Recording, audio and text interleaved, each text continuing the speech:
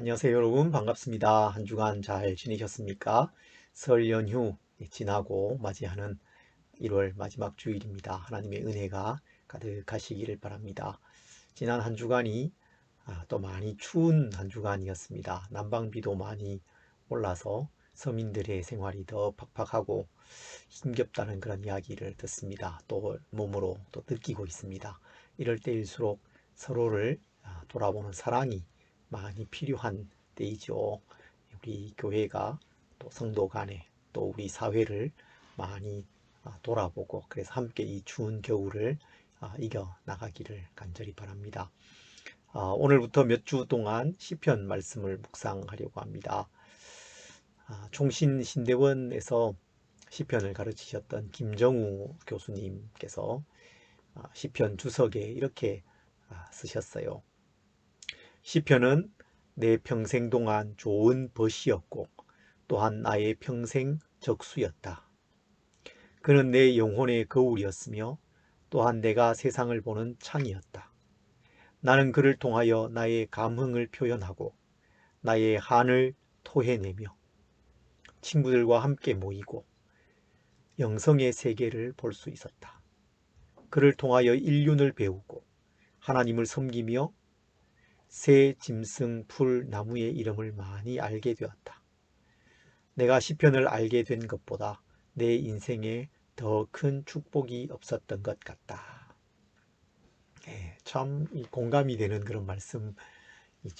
시편이 우리에게도 좋은 친구, 또 좋은 적수가 되고, 시편이 주는 유익과 또 시편이 주는 축복을 참 많이 누려갔으면 좋겠습니다. 또 우리가 시편을 주일에 묵상하는 이 몇 주 동안 많이 누려가는 그런 시간이 되기를 소망합니다. 오늘은 먼저 시편 91편을 묵상하고자 합니다. 말씀을 먼저 읽겠습니다. 지존자의 은밀한 곳에 거주하며 전능자의 그늘 아래 사는 자여, 나는 여호와를 향하여 말하기를 그는 나의 피난처요 나의 요새요 내가 의뢰하는 하나님이라 하리니, 이는 그가 너를 새 사냥꾼의 올무에서와 심한 전염병에서 건지실 것임이로다. 그가 너를 그의 깃으로 덮으시리니 내가 그의 날개 아래에 피하리로다. 그의 진실함은 방패와 손방패가 되시나니 너는 밤에 찾아오는 공포와 낮에 날아드는 화살과 어두울 때 퍼지는 전염병과 밝을 때 닥쳐오는 재앙을 두려워하지 아니하리로다. 1000명이 내 왼쪽에서 10,000명이 내 오른쪽에서 엎드러지나 이 재앙이 내게 가까이 하지 못하리로다. 오직 너는 똑똑히 보리니 악인들의 보응을 내가 보리로다. 내가 말하기를 여호와는 나의 피난처시라 하고 지존자를 너의 거처로 삼았으므로 화가 내게 미치지 못하며 재앙이 내 장막에 가까이 오지 못하리니, 그가 너를 위하여 그의 천사들을 명령하사 내 모든 길에서 너를 지키게 하심이라. 그들이 그들의 손으로 너를 붙들어 발이 돌에 부딪히지 아니하게 하리로다. 내가 사자와 독사를 밟으며 젊은 사자와 뱀을 발로 누르리로다. 하나님이 이르시되 그가 나를 사랑한즉 내가 그를 건지리라. 그가 내 이름을 안즉 내가 그를 높이리라. 그가 내게 간구하리니 내가 그에게 응답하리라. 그들이 환난 당할 때에 내가 그와 함께하여 그를 건지고 영화롭게 하리라. 내가 그를 장수하게 함으로 그를 만족하게 하며 나의 구원을 그에게 보이리라 하시도다. 아멘. 시편이 우리에게 주는 그 유익이 참 정말 많고 무한하지만, 그 가운데서도 가장 크고 또 첫 번째로 우리에게 주는 유익이 있다면 그것은 하나님이 어떤 분이신지를 정말 풍부하게 우리에게 알려주고 그 하나님을 향한 찬양으로 우리를 이끌어 간다는 데 있습니다. 오늘 시편 91편도 하나님이 어떤 분이신지를 고백하면서 이 시를 시작하고 있습니다. 하나님 어떤 분이십니까? 하나님은 지존자이십니다. 가장 존귀하고 높으신 분이십니다. 그리고 하나님은 전능자이시죠. 전능자, 능치 못함이 없으신 분. 무슨 일이든지 그의 마음의 원대로 하실 수 있는 분이십니다. 그리고 시인은 그 지존하시고 전능하신 하나님께서 피난처가 되신다고 고백하고 있습니다. 그분은 나의 요새이시다. 그분은 나의 의뢰하는 하나님이시다. 그렇게 고백하고 있습니다.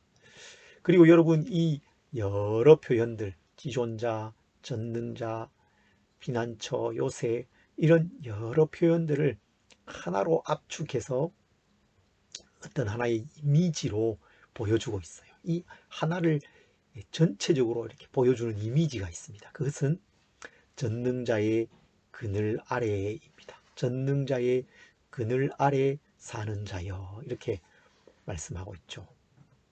이 그늘, 전능자의 그늘은 햇빛이나 비바람을 막아줄 큰 나무의 그늘일 수도 있습니다. 그렇지만 여기에서는 그보다는 날개의 그늘을 의미합니다. 큰 새의 날개 그늘.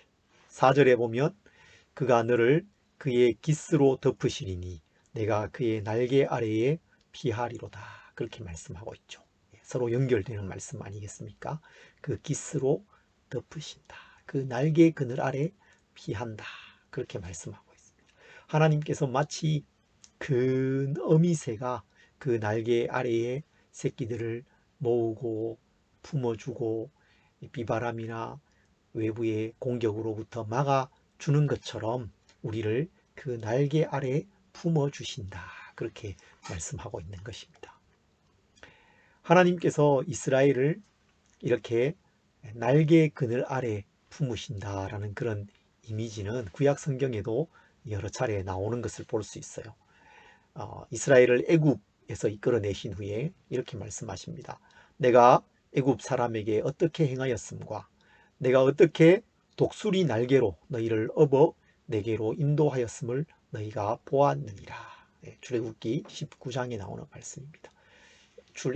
애굽에서 이끌어내신 그 일을 두고 하나님께서 마치 독수리 날개로 그들을 업어서 이끌어낸 것과 같다. 그렇게 말씀하시죠. 또 룻기 2장에서는 보아스가 룻에게 이렇게 말합니다. 여호와께서 내가 행한 일에 보답하시기를 원하며 이스라엘의 하나님 여호와께서 그의 날개 아래에 보호를 받으러 온 내게 온전한 상 주시기를 원하노라. 아주 유명한 말씀이죠. 룻이 보아스의 보리밭에 가서 보리 이삭을 줍잖아요. 룻을 본 보아스가 일꾼들에게 룻을 위해서 보리 이삭을 좀 흘려주라고 그렇게 말합니다. 룻에게는 이제 다른 곳에 가지 말고 여기에서 이삭을 주어라. 목이 마르면 저 통에 가서 물을 마시라. 그렇게 배려를 해줍니다. 그러자 룻이 말하죠. 어떻게 당신은 이방 여인인 나에게 이렇게 호의를 베푸십니까? 그 대답을 보아스가 합니다. 여호와께서 내가 행한 일에 보답하시기를 원한다. 하나님께서 그의 날개 아래 보호받으러 온 내게 온전한 상 주시기를 원한다. 그렇게 말합니다. 축복하는 말을 하는 거죠. 그 상이 무엇일까요? 그 날개 아래의 보호를 경험하는 것입니다. 그 날개 그늘이라는 그 시편이 갖는, 시편에 오늘 이 시편이 갖는 그 의미, 그 이미지를 아주 잘 보여주고 있는 그런 말씀이라고 할 수 있습니다. 그런데 여러분, 그렇게 우리를 품으시는 하나님, 날개 그늘 아래 모으시고 품으시는 그분이 어떤 분이십니까? 그분이 바로 전능하신 분입니다. 전능자의 날개 그늘 아래에 있다는 것입니다. 그 하나님은 불가능이 없으신 분이시죠. 능치 못할 일이 없으십니다. 어떤 일이든지 그분께는 다 가능합니다. 그렇다면 그 전능하신 분의 그 날개 아래에 있는 것, 그것은 얼마나 따뜻하겠습니까? 얼마나 든든합니까? 얼마나 안전하겠습니까?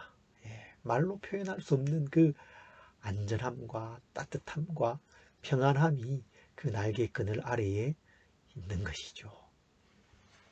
하나님의 날개 아래 보호받으러 간 그 룻, 하나님의 백성 공동체 베들레헴으로 간 그 룻이 하나님의 보호를 경험하지 않습니까? 율법의 보호를 경험하죠. 그리고 더 나아가서 하나님께서 그를 회복시키시는 것을 경험합니다. 나오미와 룻에게 지난 10년은 정말 혹독한 계절이었죠. 정말 추운 세월이었죠. 가정의 남자 3명이 차례로 다 죽습니다. 여인만 남습니다. 더 이상 소망이 없어요. 다 잃어버린 채로 베들레헴으로 돌아오잖아요. 그런데 거기에서 하나님의 보호를 받습니다. 하나님의 그 백성 공동체의 보호를 받습니다. 하나님께서 그들을 돌보십니다. 하나님께서 그들을 회복시키십니다. 룻이 그의 기업 물을 자인 보아스와 결혼해서 그 사이에서 오벳을 낳게 되지 않습니까? 전혀 상상할 수 없고 꿈꿀 수 없던 그 일이 일어난 것입니다. 가능해 보이지 않던 일이 정말 소망 없고 절망으로 가득한 그들의 삶 속에 일어난 것입니다. 전능자의 그늘 아래 살아가는 사람의 그 삶 속에 일어나는 일인 것입니다. 여러분, 하나님은 전능하신 분이시고 우리는 그 전능하신 하나님의 그늘 아래에 살아가고 있다는 것을 기억하시기 바랍니다. 그 하나님의 날개 그늘 아래에서 경험하게 되는 그 보호를 3절부터 13절에 걸쳐서 이 시가 말씀하고 있습니다. 이 세상에서 우리가 만나는 수많은 위험과 곤경과 어려움으로부터 하나님께서 우리를 지켜주시고 보호해 주십니다. 여러분, 지금 어떤 어려움이 있으십니까? 어떤 어려움에 직면해 있으십니까? 제가 올해 들어오면서 새해 첫 주일에 첫날이었죠. 전한 말씀이 위기에 임하는 위로라는 제목이었습니다. 여러분 혹시 기억하실지 모르겠습니다. 위기에 하나님의 특별한 위로가 임하는 거예요. 어떤 위기를 만나셨습니까? 그러면 우리는 하나님의 깊은 위로를 경험할 수 있습니다. 하나님의 보호와 돌보심을 기대하시기 바랍니다. 오늘 이 시편에서는 먼저 현실적이고 실제적인 위험으로부터 우리를 지켜주신다고 말씀합니다. 3절부터 7절의 말씀입니다. 이는 그가 너를 새 사냥꾼의 올무에서와 심한 전염병에서 건지실 것이미로다. 그가 너를 깃으로 덮으시리니 내가 그의 날개 아래에 피하리로다. 그의 진실함은 방패와 손방패가 되시나니 너는 밤에 찾아오는 공포와 낮에 날아드는 화살과 어두울 때 퍼지는 전염병과 밝을 때 닥쳐오는 재앙을 두려워하지 아니하리로다. 1000명이 내 왼쪽에서 10,000명이 내 오른쪽에서 엎드러지나 이 재앙이 내게 가까이 하지 못하리로다. 네, 새 사냥꾼의 올무, 심한 전염병, 밤에 찾아오는 공포, 낮에 날아드는 화살, 그 모든 것들로부터 하나님께서 보호해 주시고 방패와 손방패가 되어 주신다. 전쟁의 공포에서도 건져 주신다. 그렇게 말씀하고 있습니다. 여기에서 언급되는 여러 가지 어려움들은 당시에 시인이 경험하게 되는 한 그 실제적인 위험이었어요. 실제적인 어려움, 현실적인 어려움이었습니다. 우리의 일상 속에서 우리가 경험하는 실제적인 어려움에 우리는 이 말씀을 적용할 수 있습니다. 우리는 새 사냥꾼의 올무를 경험하지는 않을 것입니다.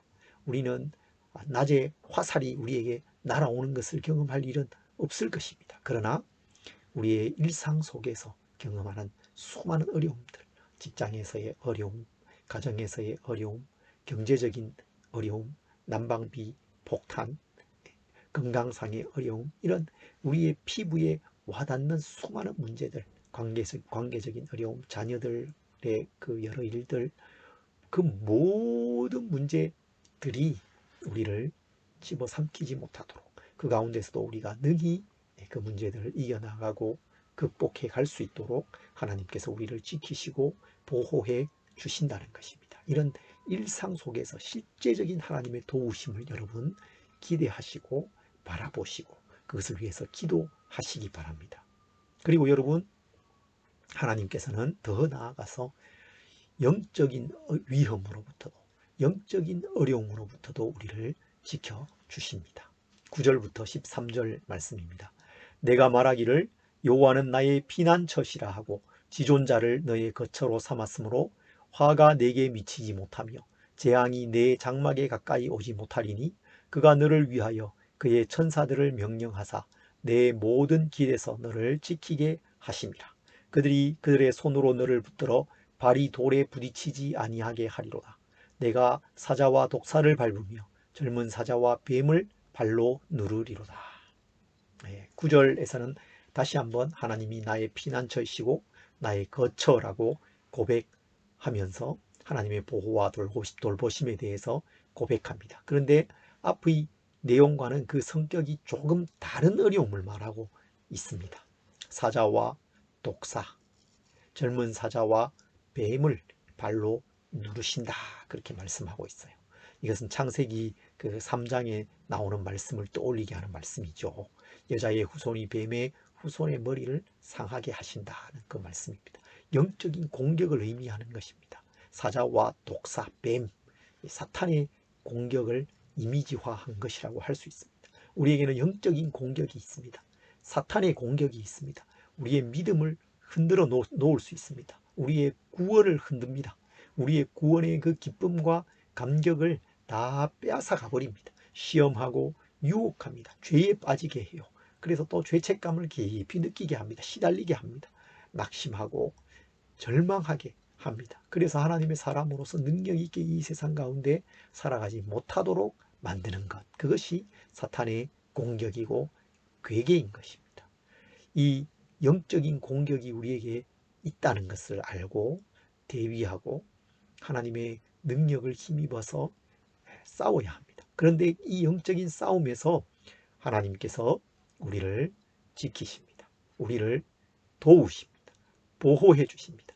어떻게 보호하십니까? 그의 천사를 보내어서 모든 길에서 우리를 지키십니다. 천사들의 그 손으로 우리의 발이 돌에 부딪히지 않게 해주신다, 그렇게 말씀하고 있습니다. 하나님의 그 손길이 우리의 발을 지키시는 것입니다.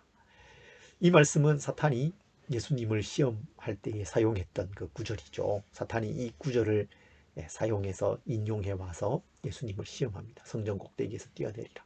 내가 하나님의 아들이라면 천사들이 이 말씀을 봐라. 이 말씀처럼 천사들이 너를 붙들어서 발이 돌에 부딪히지 않게 할 것이다, 그렇게 시험하죠. 그때 예수님께서 내 하나님을 시험하지 말라 말씀하시면서 그 시험을 이겨내시죠.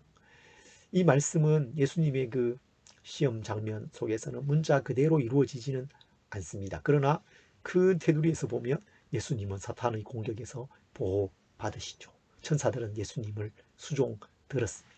천사들이 예수님을 도운 것입니다. 전능자의 그늘 아래 사는 사람,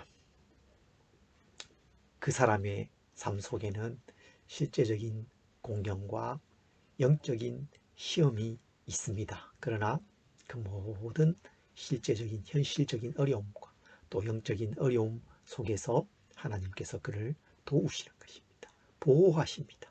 여러분, 우리를 그렇게 도우신다는 것입니다. 하나님의 그 돌보심을 기대하고 경험해가는 이 한 해 우리의 삶이 되기를 간절히 소망합니다. 이제 이 시의 마지막 부분인 14절부터 16절입니다. 1절부터 13절은 전능자의 그늘 아래 살아가는 그 사람이 하나님의 보호를 받게 되는 것을 고백해요. 기대합니다. 그리고 그것을 노래합니다. 그러자 14절에는 하나님께서 이제 말씀하십니다. 하나님께서 응답하십니다. 그 기대에 대해서 보증해 주시는 것입니다. 14절에 하나님이 이르시되 그가 나를 사랑한즉 내가 그를 건지리라. 그가 내 이름을 안즉 내가 그를 높이리라. 그가 내게 간구하리니 내가 그에게 응답하리라. 그들이 환난당할 때에 내가 그와 함께하여 그를 건지고 영화롭게 하리라. 내가 그를 장수하게 함으로 그를 만족하게 하며 나의 구원을 그에게 보이리라 하시도다. 아멘.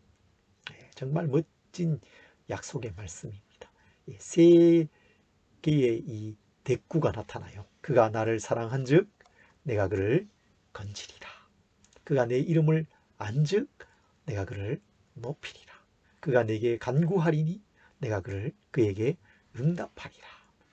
이 말씀들을, 특히 이 말씀의 앞부분에 나오는 그 구절들은 전능자의 그늘 아래 살아가는 것이 구체적으로 어떤 것인지, 어떻게 나타나는지를 보여주고 있습니다. 어떻게 나타납니까? 하나님을 사랑하는 것으로 나타나죠. 하나님을 알아가는 것으로 나타납니다. 하나님께 간구하는 것으로 나타납니다. 그러면 하나님께서 어떻게 하십니까? 그를 건지십니다. 그를 높이십니다. 그에게 응답하십니다. 그리고 환난 당할 때에 그 정말 온갖 종류의 환난과 실제적인 어려움과 위기, 영적인 시험, 그 모든 환난 가운데서 함께 하시고 건지시며 영화롭게 하신다. 그렇게 말씀하고 거기에 더해서 내가 그를 장수하게 함으로 그를 만족하게 하며 나의 구원을 그에게 보이리라. 여러분, 이보다 더 큰 복이 어디 있겠습니까? 내가 그를 장수하게 함으로 그를 만족하게 하며 나의 구원을 그에게 보이리라. 장수는 가장 대표적인 복이죠. 하나님의 복에 대해서 얘기할 때 내가 너로 장수하게 하겠다. 그렇게 말씀하잖아요. 만족을 주십니다. 하나님의 구원을 그에게 보여주십니다. 모든 어려움으로부터 그를 건져주시는 것입니다. 모든 좋은 것, 하나님의 복을 아낌없이 그에게 주십니다. 하나님의 날개의 그늘 아래 살아가며 하나님을 사랑하는 사람, 하나님을 알아가는 사람, 하나님께 기도하며 간구하는 사람에게 하나님께서 이 놀라운 은혜와 복을 주시는 것입니다. 이 시편 91편은 짐 엘리엇이라는 그 선교사의 생애와 함께 널리 알려진 그런 시편입니다. 짐 엘리엇의 그 선교와 그의 그 일기를 모아서 펴낸 책의 제목이 또 전능자의 그늘이라는 책이거든요. 이 시편의 구절을 가져와서 책의 제목을 붙였죠. 이 짐 엘리엇 선교사가 에콰도르에 있는 어느 부족을 선교하기로 하죠. 그 자신을 죽일 수도 있는 그 부족에게 갑니다. 그의 마음에 두려움이 있었을 거예요.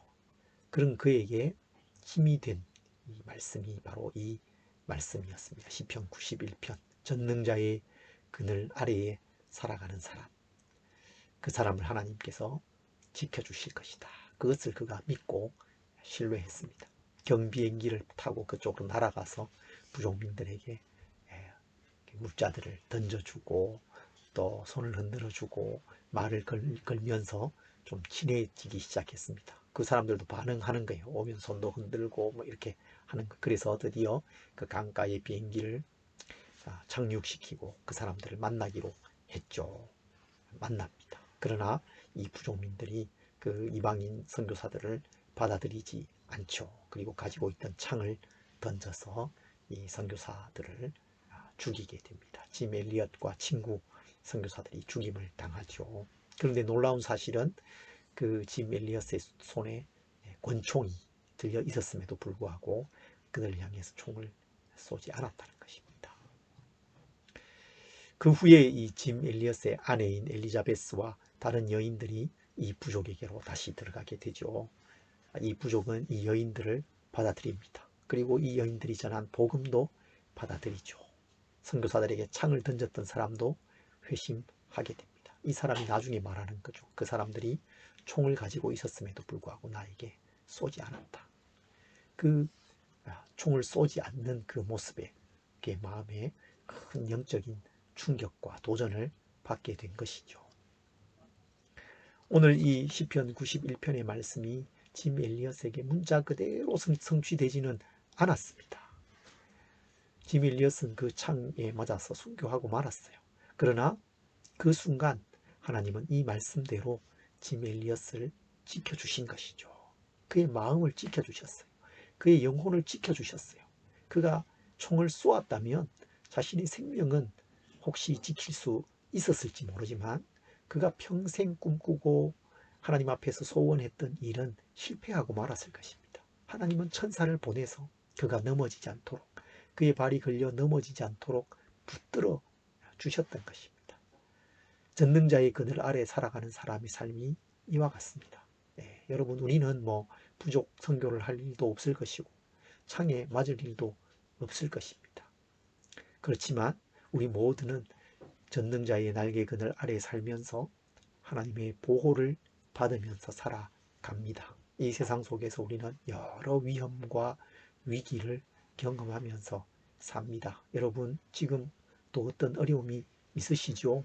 앞으로도 있을 것입니다. 앞으로도 많이 있을 것입니다. 점점 많을 것입니다. 그러나 하나님의 보호와 돌봄을 우리는 기대합니다. 우리의 출입을 지켜주시고 우리의 영혼을 지키실 그 하나님을 우리는 바라보고 신뢰할 수 있는 것입니다. 하나님을 피난처로 삼으시기 바랍니다. 그의 날개의 그늘 아래, 전능하신 하나님의 그 날개의 그늘 아래에서 살면서 하나님의 보호와 지키심을 풍성히 누리고 그 안에서 만족하고 구원을 경험하면서 살아가는 우리 성도님들이 다 되시기를 간절히 바랍니다.